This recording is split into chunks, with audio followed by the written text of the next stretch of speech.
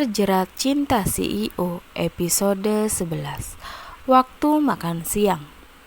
Hazel memasak di dapur rumah Antonio yang sangat besar, megah dan juga mewah. Jadi dia tinggal di rumah sebesar ini sendirian. Boros sekali. Sudah berubahkah selera makannya di tahun-tahun terakhir ini? Ujar Hazel sembari memasak sup. Setelah selesai memasak, Hazel hendak memanggil Antonio di ruang kerjanya. Berhubung mansion itu sangat luas dan ada beberapa ruangan, Hazel bingung Antonio ada di ruangan yang mana. Hazel terus mencari keberadaan Antonio dan dia tidak sengaja mendengar suaranya. Hazel menghampiri suara tersebut dan pintu ruang kerja Antonio tidak tertutup. Hazel hendak memanggil Antonio, akan tetapi dia sedang menelpon seseorang. "Baiklah Nancy, bersikaplah yang baik dan selalu jaga dirimu baik-baik," ujar Antonio. Hazel yang mendengar perhatian Antonio kepada tunangannya itu merasa sedih. Hazel meneteskan air mata. "Berhentilah menjadi orang bodoh, Hazel. Pada akhirnya dia akan bersama dengan perempuan itu." "Dengar Nancy, aku akan kembali beberapa hari lagi.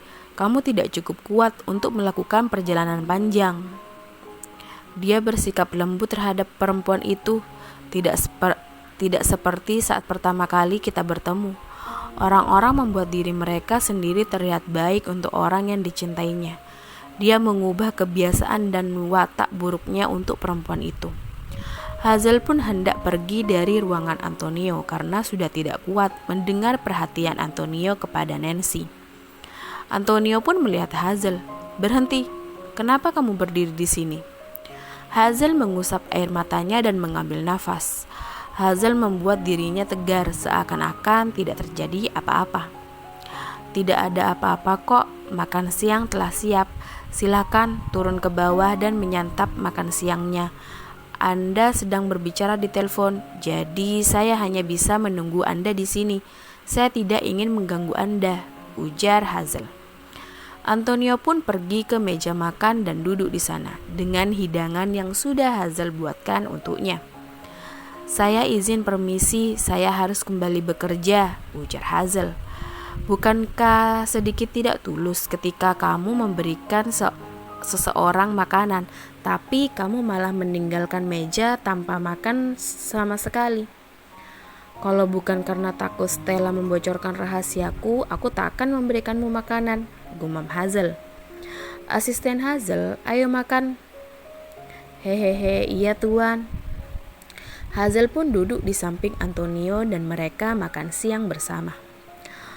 "Kamu mau mengerjaiku, jadi rasakan seledri yang telah kusiapkan untukmu," gumam Hazel tersenyum licik. Antonio berhenti makan. "Apa ada yang salah, Direktur?" tanya Hazel. "Tak ada, aku lupa memberitahumu kalau aku tidak suka dengan seledri." "Hah? Benarkah?" Hazel tersenyum puas. "Mungkinkah dia memang bukan kekasihku?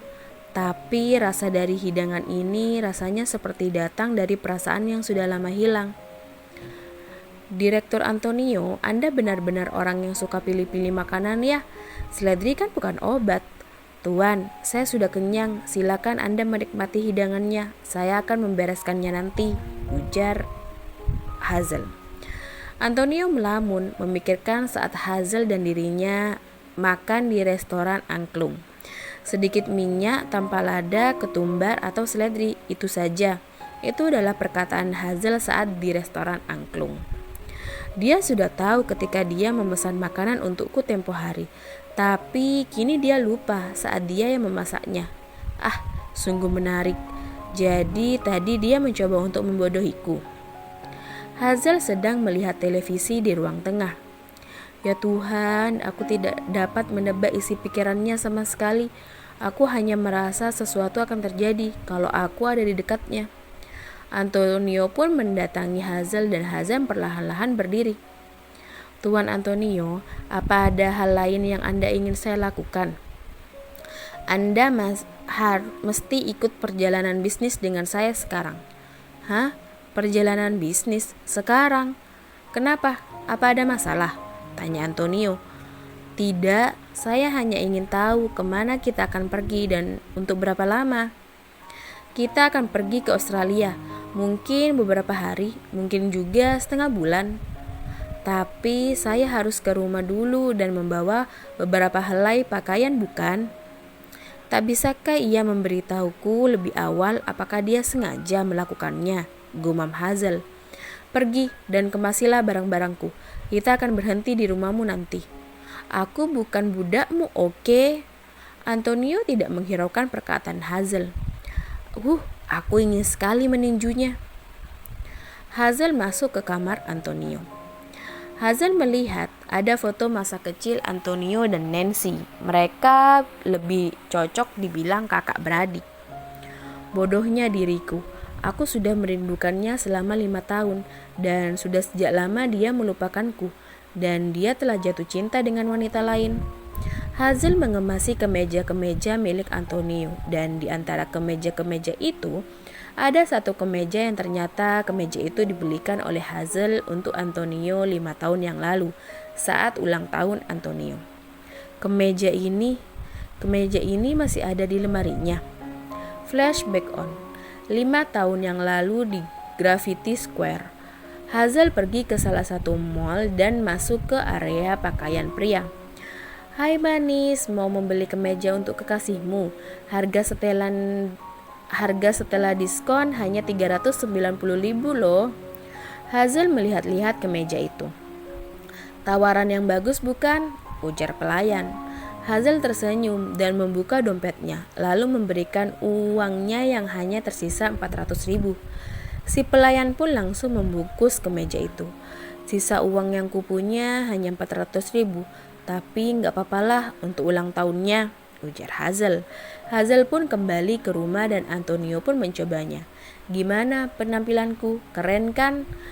Kemeja ini menghabiskan beberapa ratus uangku, tapi aku tidak akan membiarkanmu mengetahuinya, gumam Hazel.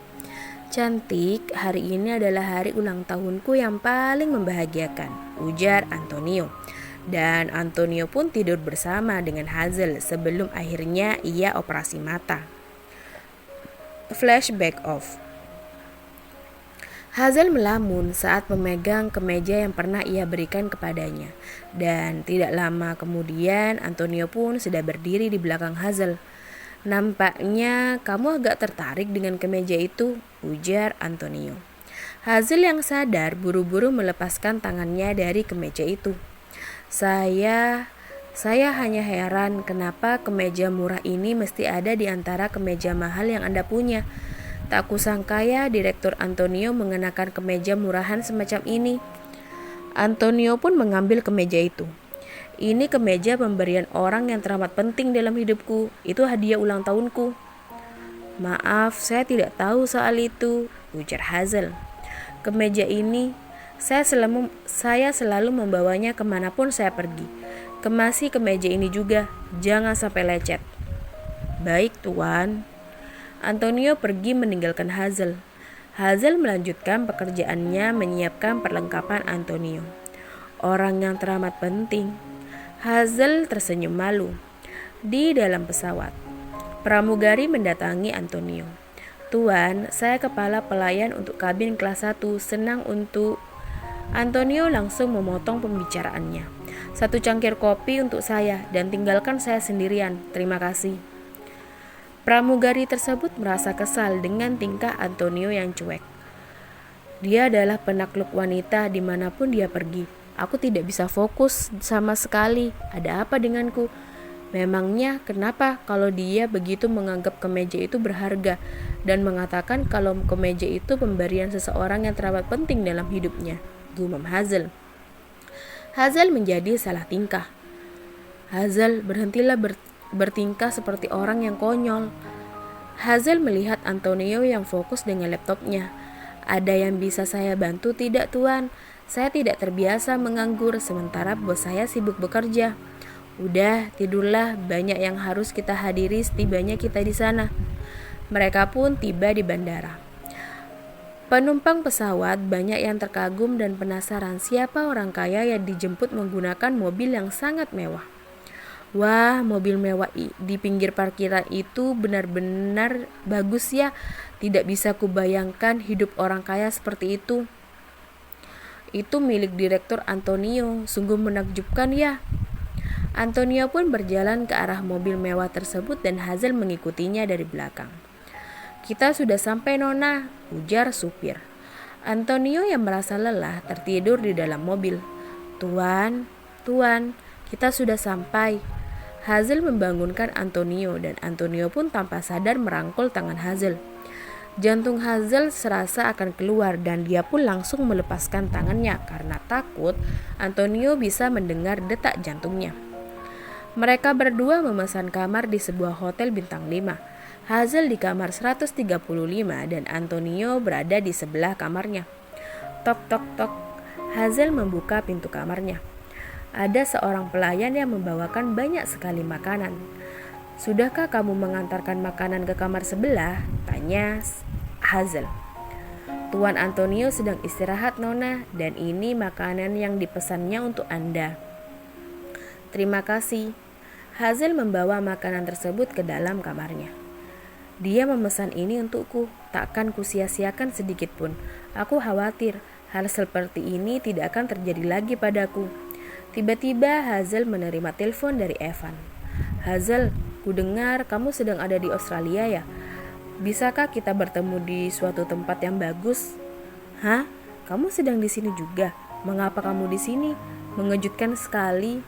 Aku datang bersama beberapa atasan yang kejam. Kalau kamu? Ya sama, aku juga datang dengan Direktur Antonio untuk perjalanan bisnis, ujar Hazel. Antonio mendengar semuanya dan merasa kesal. Bersambung.